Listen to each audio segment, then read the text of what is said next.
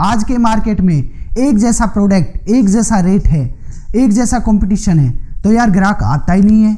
सबके मन में ये सवाल रहता है कि ग्राहक आ जाए तो हम उसको फेस भी करें, पर ग्राहक आता ही नहीं है। इसी चीज़ के लिए बड़ी बड़ी जो कंपनियां होती है वो एक स्ट्रेटेजी फॉलो करती है, वो है मार्केटिंग। तो आज की वीडियो में मैं यही बताऊंगा कि मार्केटिंग होता क्या है। चलो भाई पहले छोटा सा जान ले कि मार्केटिंग होता क्या है। मार्केटिंग होता है आप अपने प्रोडक्ट या आप अपने किसी भी ब्रांड के बारे में अपने कस्टमर को बताना, ताकि वो आपके प्रोडक्ट में इंटरेस्ट क्रिएट करे। इंटरेस्ट क्रिएट करेगा तभी तो आपको प्रोडक्ट को लेने आएगा वो।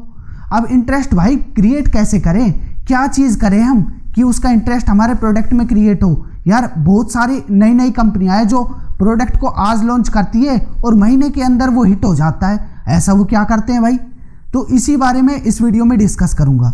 तो सबसे पहले मैं एक पॉइंट पे आता हूँ, वो है अपने ऑडियंस को टारगेट करना।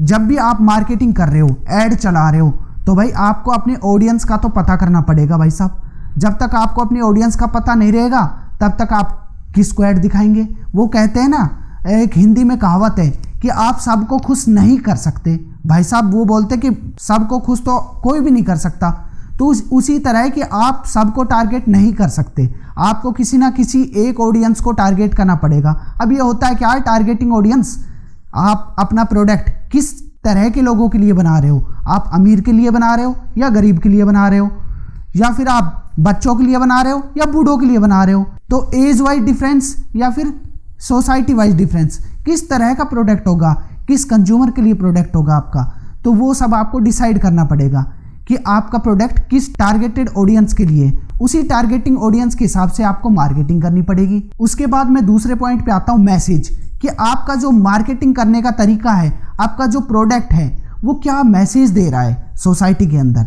जैसे कि मैं आपको एग्जांपल देता हूँ, मैगी एक मैसेज लेके आया कि भाई बच्चों को ना कुछ चटपटा नया खाने का मन था, तो माँ किचन में कुछ भी बनाए, समय लगेगा, ज़्यादा समय कंज्यूम होगा, लेकिन बच्चों को तो चटपट तुरंत तैयार हुई चीज़ें चाहिए, वो भी स्वादिष्ट और चटपटी।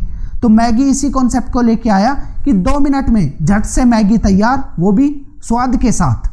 तो ये बहुत मैटर करता है कि आपका प्रोडक्ट क्या मैसेज देना चाह रहा है। तो अपने मैसेज के हिसाब से अपने मार्केटिंग स्ट्रेटेजी को अप्लाई कीजिए। अब हमारा जो तीसरा पॉइंट आता है वो है मेथड, कि आप किस मेथड से मार्केटिंग कर रहे हो। भाई साहब न्यूज़पेपर में ऐड दूं या टीवी पे दूं, या भाई साहब यूट्यूब पे चलाऊं या गूगल एड्स चलाऊं, ये डिपेंड करता है आपके टारगेटिंग ऑडियंस, जो मैंने फर्स्ट पॉइंट बताया था उसके हिसाब से। भाई साहब अब अगर आपके टारगेटिंग ऑडियंस गाँव के लोग हैं तो वहाँ पे आप अगर ऑनलाइन मीडिया कैंपेन चला रहे हो तो वो इतना इफेक्टिव नहीं होगा। वहाँ के आप लोकल न्यूज़पेपर या किसी लोकल मैगजीन में ऐड देंगे तो वो ज़्यादा इफेक्टिव होगा। अगर आप उसी तरह शहर के लोगों को टारगेट कर रहे हो तो आप इंग्लिश के न्यूज़पेपर में ऐड दो। अगर आप लग्जरी लोगों को टारगेट कर रहे हो, पढ़े लिखे लोगों को, तो इंग्लिश मैगजीन, इंग्लिश न्यूज़पेपर या गूगल एड्स या फेसबुक एड्स या फिर आप यूट्यूब एड्स चला सकते हो, वो ज़्यादा इफेक्टिव होगा। अगर आप शहर के लोगों को टारगेट कर रहे हो और गांव के हिंदी अखबारों में ऐड दे रहे हो तो उसका कोई फ़ायदा ही नहीं होगा, आपके रिव्यू, आपके रिस्पॉन्स ही नहीं आएंगे उस मार्केटिंग के ऊपर कुछ। तो उसी तरीके से आपको मेथड चूज करना पड़ेगा कि आपको किस मेथड के थ्रू अपनी मार्केटिंग को अंजाम देना है, किस तरीके से आपको मार्केटिंग करनी है। तो ये बहुत ज़रूरी हो जाता है कि आपको एक सही एप्रोप्रिएट मेथड चूज करना। उसके बाद आ जाता है आपने मेथड तो चूज कर लिया, लेकिन आपको एक चीज़ ज़रूरी है देखनी, वो है रिव्यू, कि आपने जो ऐड दिया है उसका क्या रिस्पॉन्स आ रहा है, क्या रिव्यू आ रहा है। कि आपने ऐड दे दिया न्यूज़पेपर में, आपके जो पोटेंशियल कस्टमर है, जो पोटेंशियल बायर है, वो एक्चुअल कस्टमर में कन्वर्ट हो रहे हैं या नहीं हो रहे हैं, या आप ऐसे मार्केटिंग पे मार्केटिंग किए जा रहे हो, अपना एक्सपेंस बढ़ाते जा रहे हो, लेकिन आपके पास कस्टमर तो आ ही नहीं रहा है। यानी कि आपका जो रिस्पॉन्स है, जो रिव्यू है, वो 0 है। तो अपना रिस्पॉन्स जो रेटिंग है उसको टारगेट कीजिए।